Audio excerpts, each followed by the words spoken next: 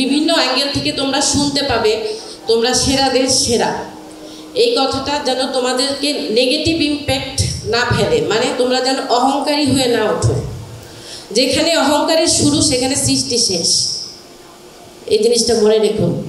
Mamun sir তোমাদেরকে একটা জিনিসের প্রতি দৃষ্টি আকর্ষণ করেছে যে স্ট্রেস, মানে মেডিকেল কলেজে তো প্রতিদিন পরীক্ষা, অনেক পরীক্ষা, কোনো একটা দুটা তিনটা পরীক্ষাতে ফেল করলে সব কিছু শেষ হয়ে যায় না।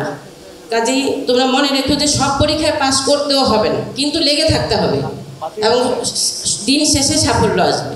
মানে একটা পরীক্ষা ফেল মানে সব কিছু শেষ হয়ে গেল না। কোনো কিছু নিয়ে যদি স্ট্রেস মনে হয় বন্ধুদের সাথে শেয়ার করো, টিচারদের সাথে শেয়ার করো, কিন্তু ঝরে পড়া বিষয়টা আসলে খুব কষ্টদায়ক, মেনে নাও আমাদের জন্য আর তোমার পরিবারের জন্য তো অবশ্যই। কাজে স্ট্রেস ম্যানেজমেন্টটা ওইভাবে করতে হবে। দুই একটা পরীক্ষা খারাপ করা মানে সব কিছু শেষ হবে না কখনো, অনেক ভালো কিছু হবে সামনে। লেগে থাকো, সবাই পাস করে, তোমরাও করবে। আরেকটা কথা, এই যে তোমরা K81 আজকে যারা তোমরা একসাথে ভর্তি হলে সুখে দুঃখে একসাথে থেকো, দেখবা এমন কিছু বন্ধু তোমরা পেয়ে যাবে যেটা সারা জীবন চলতে সাহায্য করবে তোমাদেরকে বিভিন্নভাবে।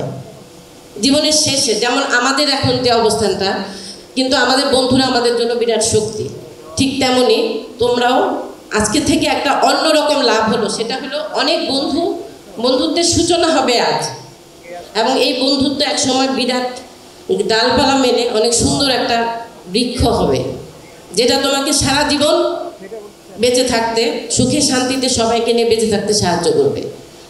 সবার জন্য আমার অনেক শুভকামনা, ভালোবাসা।